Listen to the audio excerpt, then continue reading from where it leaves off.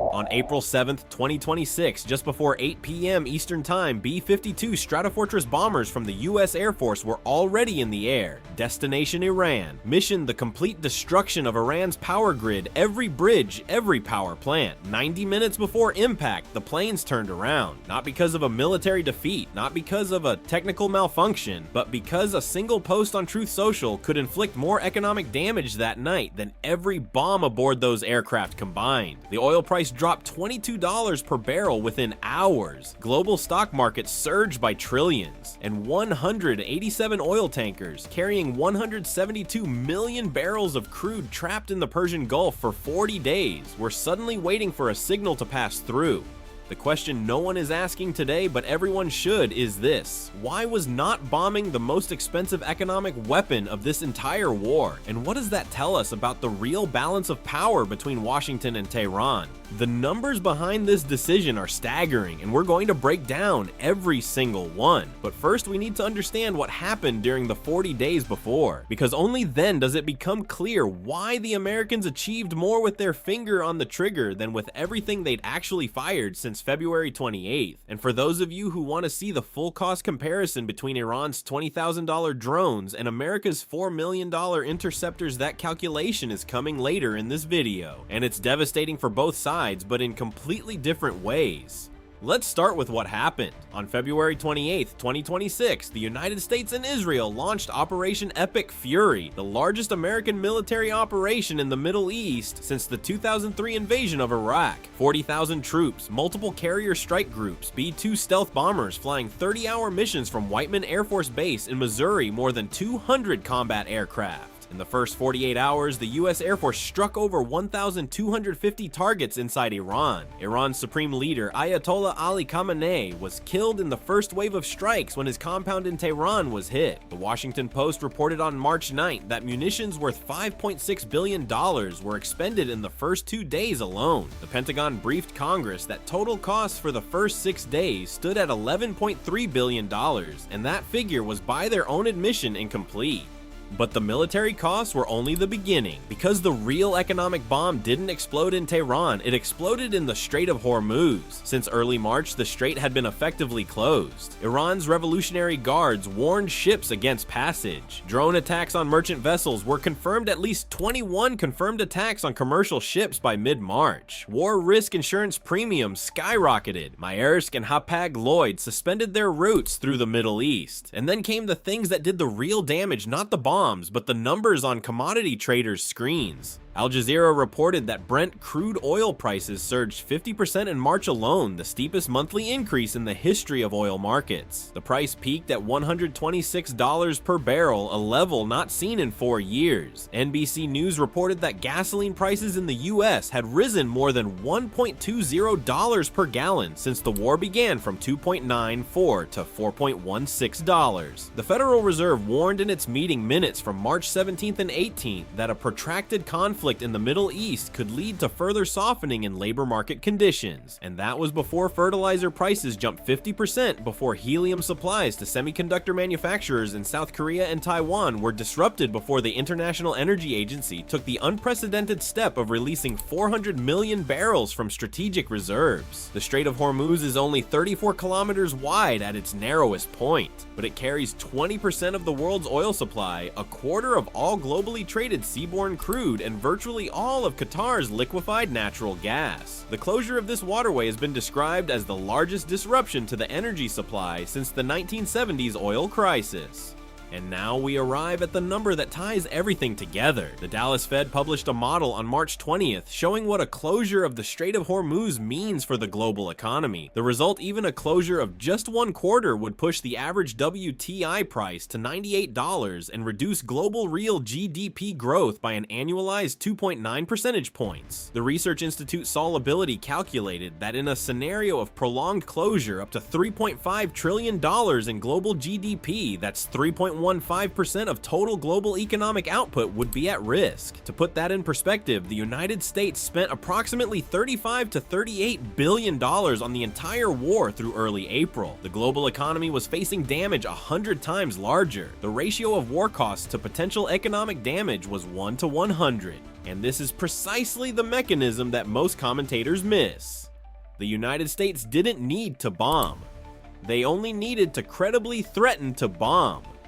The economic leverage lay not in destruction, but in the ability to promise destruction and then withhold it on the condition that the other side yielded. Trump threatened in his own words that a whole civilization will die tonight if Iran didn't give in. Pope Leo XIV called those words truly unacceptable, but the threat worked not as a military weapon, but as an economic one, because every commodity trader on the planet knew if the B-52s dropped their bombs, Brent goes above $150, and if Trump withdraws the ultimatum, Brent falls below $100. This isn't military strategy. This is an option strategy from the world of finance applied to geopolitics. And the premium on this option was $3.5 trillion in global GDP.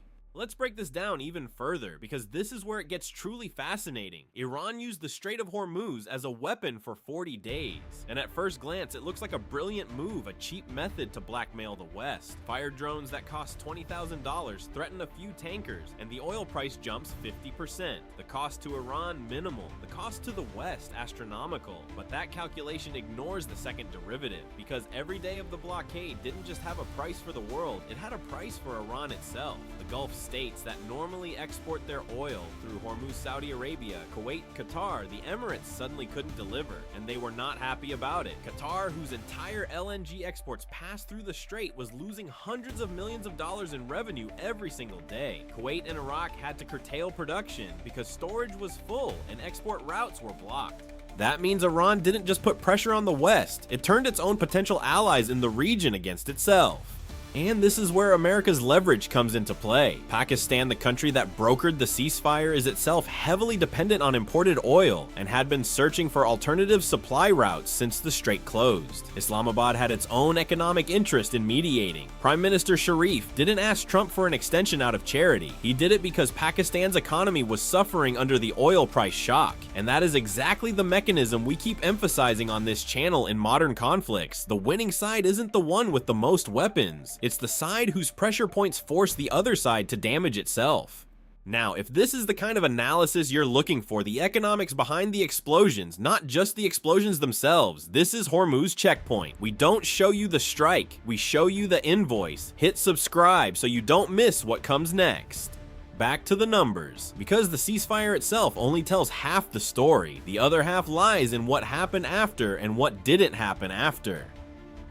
CNBC reported on April 8th that White House Press Secretary Caroline Leavitt declared the Strait of Hormuz open. Defense Secretary Pete Hegseth said at a press briefing that the strait was open, but the reality on the water looked very different. Marine Traffic, the ship tracking service, reported that only two vessels, the Greek-owned NJ Earth and the Liberia-flagged Daytona Beach, had transited the strait overnight. Both were bulk carriers transporting dry cargo, not a single oil tanker. Before the war, according to Cap-Layer data, 100 to 120 commercial vessels pass through the strait daily, the majority of them oil tankers. The difference between 2 ships and 120 ships, that's not a peace signal. That's an admission that the strait was technically open but commercially unusable. Insurance policies weren't updated, crews refused to sail, shipping companies had no safety guarantees. The strait was open on paper and closed in practice. And then came the setback. Just hours after the ceasefire, Iran's state news agency Fars reported that oil tanker traffic had been halted again in response to Israeli strikes on Lebanon. Because Israel had declared the ceasefire didn't apply to Lebanon, hundreds were killed or wounded in new airstrikes. Italy's defense minister protested after the Israeli military fired warning shots near an Italian convoy in southern Lebanon, and a key section of a Saudi oil pipeline, the East-West Pipeline, which serves as a bypass for the Strait of Hormuz, was attacked. The fragility of the ceasefire cannot be overstated, but that very fragility is part of the economic equation. Let's look at the 3 scenarios now taking shape, each with its own price tag. Scenario 1, the ceasefire holds, the strait gradually reopens, and the negotiations in Islamabad on Friday produce a framework agreement. In this case, the US has secured its strategic position at a cost of $35 to $38 billion in war spending, while averting an economic catastrophe of potentially $3.5 trillion. That's a return on investment no hedge fund on earth could offer. But for Iran, this scenario means it has publicly surrendered its strongest bargaining card, control over Hormuz. Not permanently, but visibly. CNBC quoted Matt Gertkin of BCA Research, who warned that energy and commodity markets will remain at a structurally higher floor, regardless of the ceasefire outcome, as governments worldwide hoard and restock in anticipation of renewed conflict. The oil price sits at $95, still far above the $70 before the war. For Iran, this means it gets to export again, but on terms that Washington co-determines. This isn't liberation, this is controlled opening. Scenario 2, the ceasefire collapses. The signs are already visible. Iran has threatened to direct its Houthi allies in Yemen to block Bab al-Mandeb, the second critical waterway connecting the Red Sea to the Gulf of Aden. Al Jazeera reported on April 6 that a senior advisor to the new supreme leader Mojtaba Khamenei warned that the unified command of the resistance front views Bab al-Mandeb the same way it views Hormuz. If both waterways are blocked simultaneously, a quarter of the world's energy supply and an enormous share of Asian exports to Europe would be cut off. To understand the scale, the Strait of Hormuz alone normally moves 20 million barrels per day. Bab al-Mandeb adds another critical route for the Suez Canal. A dual blockade would be, without historical precedent, not even during the 1973 oil crisis, were both routes affected at the same time. In this scenario, oil prices return to $120 or higher, global supply chains suffer a cascade of delays, and Iran gains short-term bargaining power but loses in the long run because every day of blockade pushes the world further toward developing alternatives to its strait, and that is the calculation Tehran should fear most.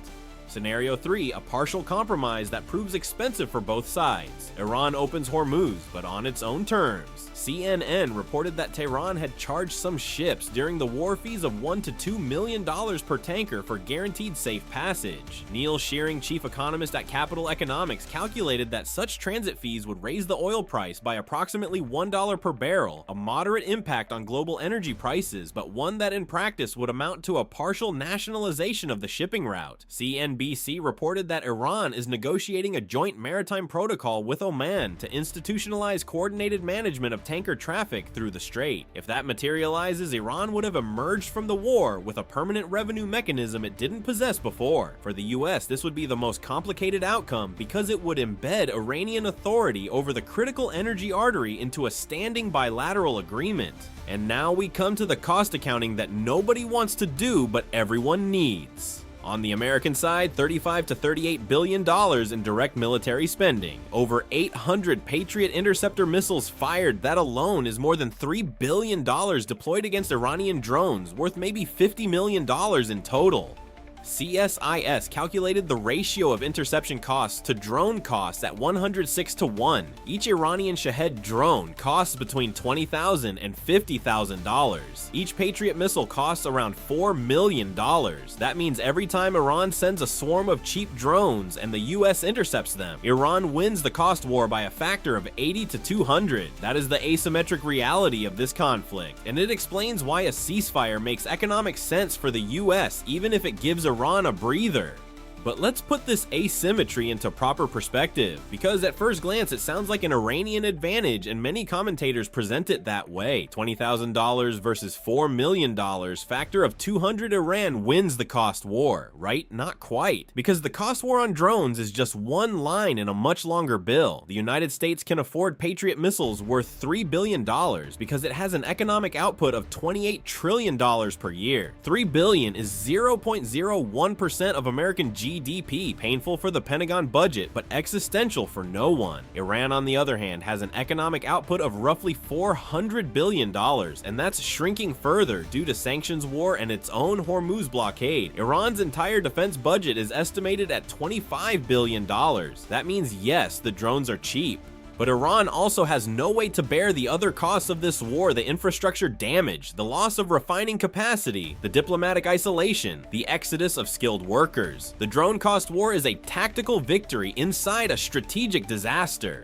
But on the Iranian side, the overall bill doesn't look any better. Iran deployed its strait as a weapon, and in doing so, forced the world to find alternatives. Saudi Arabia ramped up its east-west pipeline to full capacity at 7 million barrels per day, more than ever before. That is the greatest strategic mistake Iran could have made, because every day the world learns to function without Hormuz is a day Iran devalues its most important geopolitical card. The Gulf states led by Saudi Arabia and the United Arab Emirates had a plan B. Iran had none, and that changes the negotiation dynamics for the next 10 years.